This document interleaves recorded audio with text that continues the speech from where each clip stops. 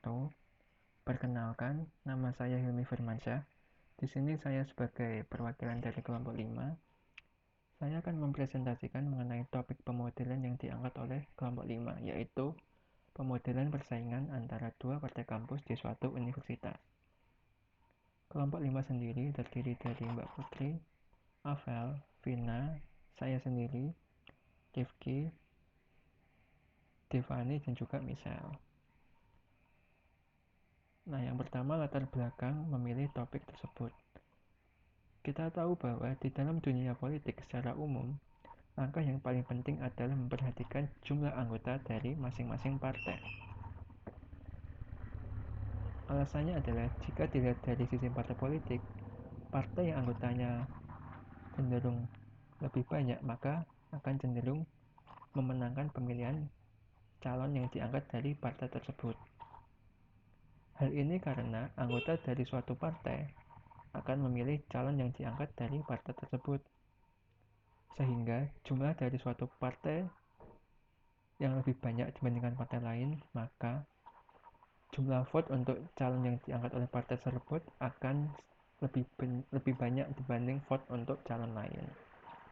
Nah, dalam pemodelan ini ada beberapa faktor yang mempengaruhi. Yang pertama, pemodelan ini dipengaruhi oleh banyaknya mahasiswa atau M pada satu tahun ajaran. Rata-rata mahasiswa memasuki politik kampus adalah sama dengan rata-rata mahasiswa keluar dari politik kampus.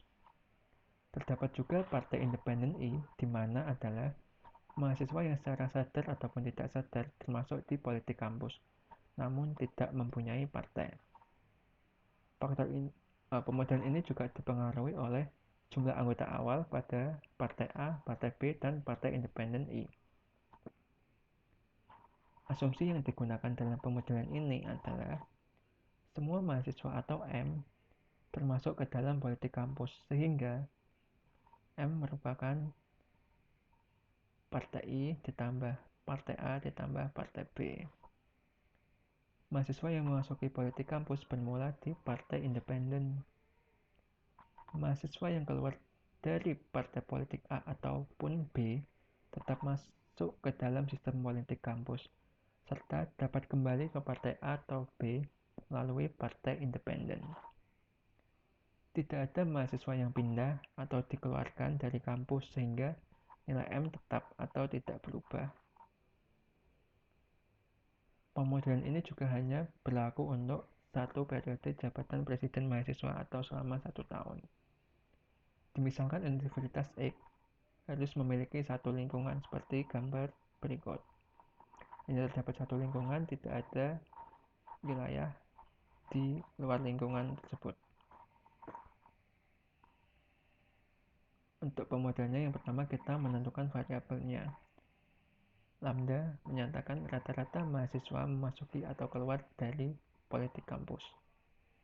M menyatakan banyaknya mahasiswa pada 1 tahun ajaran. A menyatakan banyaknya anggota partai A. B menyatakan banyaknya anggota partai B. I menyatakan banyaknya anggota partai independen. Beta A menyatakan laju rekrutmen dari partai independen ke partai A. Beta B menyatakan laju rekrutmen dari partai independen ke partai B.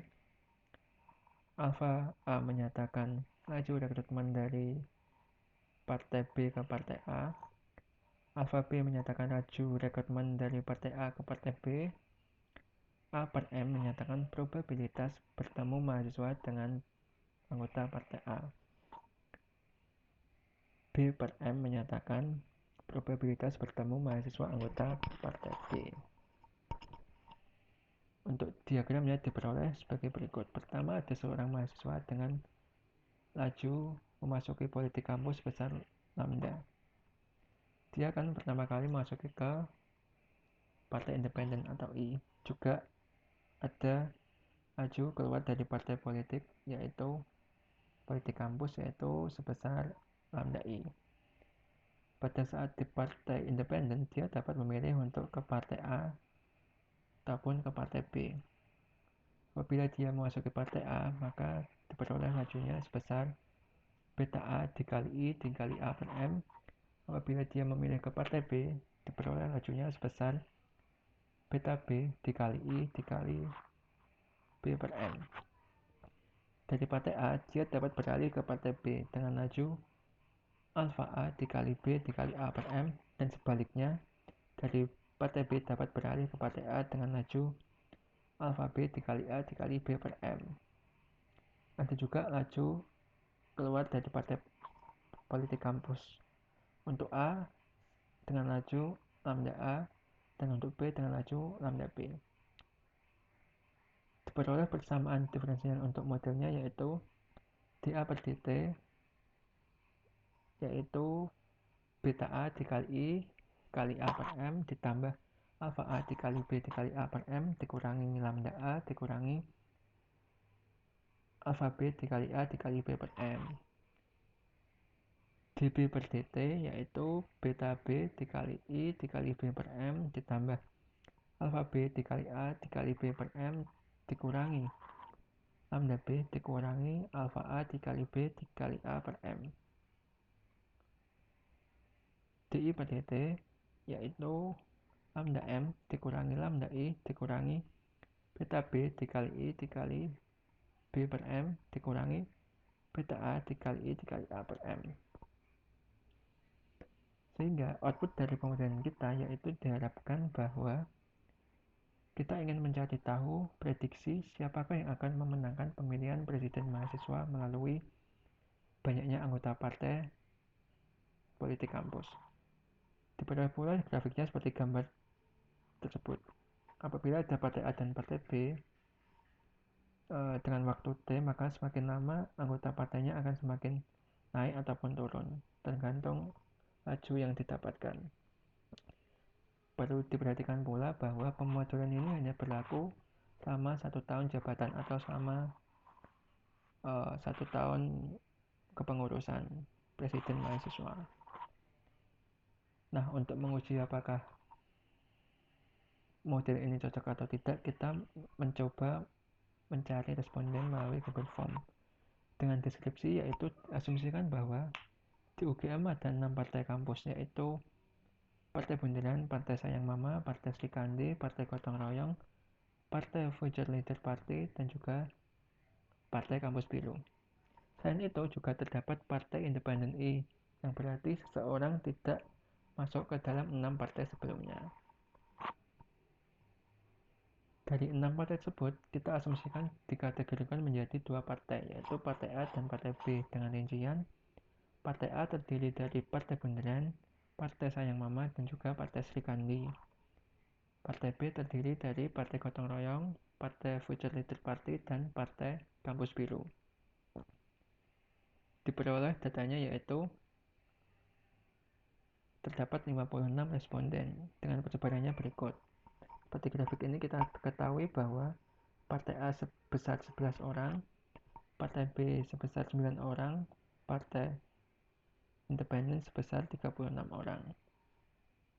Selain itu juga diperoleh bahwa untuk responden Partai A, data perpindahannya 1 orang akan berpindah ke Partai B, 3 orang akan berpindah ke Partai Independen, dan 7 orang tetap di Partai A. Demikian pula untuk Partai B diperoleh diagram perpindahannya yaitu 9 orang tetap berada di Partai B dan 0 orang akan berpindah ke Partai A dan ke Partai I. Untuk Partai Independen I diperoleh data perpindahannya yaitu 4 orang akan berpindah ke Partai A, 3 orang akan berpindah ke Partai B, dan 29 orang tetap berada di Partai Independen. Dengan simulasi hasil sesuai dengan MATLAB diperoleh programnya sebagai berikut.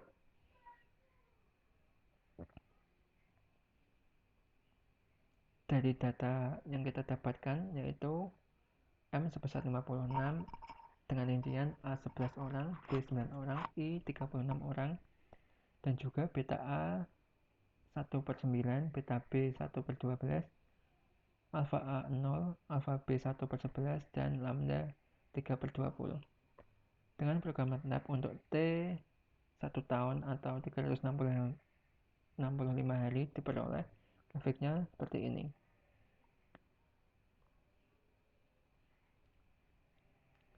Dari grafik ini diperoleh bahwa untuk anggota pada partai A dan partai B akan semakin menurun dan anggota pada partai independen akan semakin terus menaik. Nah, dari sini, dari sisi banyaknya anggota partai, maka calon presiden mahasiswa yang akan menang adalah calon yang berasal dari partai independen. Karena data yang dilakukan atau yang didapat belum merepresentasikan keadaan real di dunia nyata, karena banyaknya responden yang berbeda-beda tiap fakultas atau tidak merata, dan juga bisa jadi hasilnya bias. Oleh karena itu, kita juga melakukan simulasi untuk data rekayasa. Yang pertama, kita akan simulasikan untuk waktu T 1 tahun atau 365 hari. Melalui program MATLAB, diperoleh programnya sebagai berikut. Diperoleh datanya atau diambil datanya yaitu dengan M 700 dan persebarannya A393, B300, I55, I57 dan juga beta A 0,042, beta B 0,038, alfa A 0,02, alfa B 0,022, lambda sebesar 0,08. Diperoleh grafiknya seperti ini. Dapat diperhatikan bahwa semakin lama atau selama 1 tahun, anggota pada hari partai A akan cenderung berkurang dan anggota pada partai independen akan terus menaik dan stabil. Sedangkan pada partai B, anggota pada partai B akan terus menaik. Sehingga dari sisi banyaknya anggota partai, calon presiden mahasiswa yang akan menang adalah calon yang berasal dari partai B. Untuk mengecek apakah model kita sudah cocok atau belum, kita akan mengambil untuk T menuju tak hingga. Kita ambil untuk T 1 juta. Dapat dilihat bahwa grafik merah atau grafik untuk partai A akan semakin menurun dan mendekati partai 0. Mendekati 0 atau semakin berkurang. Dan juga diperhatikan untuk partai independen, dia akan terus menaik dan akan stabil untuk anggota partai sebesar 150 orang, dan untuk partai B dia akan terus naik dan stabil pada angka 550 orang. Sehingga dari grafik ini kita dapat menyimpulkan bahwa anggota di partai B lebih besar daripada anggota di partai A dan partai independen. Sehingga calon presiden mahasiswa yang berasal dari partai B akan lebih memiliki peluang untuk memenangkan pemilihan daripada anggota calon lain berdasarkan banyaknya anggota partai. Sehingga kita dapat menyimpulkan bahwa model ini cocok untuk mensimulasikan pemenang calon presiden mahasiswa berdasarkan banyaknya anggota partai di suatu kampus dengan asumsi yang telah dipenuhi di awal tadi. Mungkin cukup sekian presentasi dari saya mengenai topik diskusi dari kelompok 5 setelah simulasi yang telah dilakukan. Saya juga mengucapkan terima kasih kepada kelompok 5 yang telah membantu dalam pembuatan presentasi ini, dan juga kepada Pak Irwan dan Mbak Fajar yang telah membantu dalam pemodelan yang diangkat oleh kelompok 5. Mungkin dari pemodelan ini masih terdapat celah-celah untuk dapat ditingkatkan dan dikembangkan dengan asumsi yang lebih umum dan dapat direalisasikan di dalam dunia nyata. Mungkin cukup sekian presentasi dari saya. Mohon maaf apabila kesalahan. Terima kasih. Wassalamualaikum warahmatullahi wabarakatuh.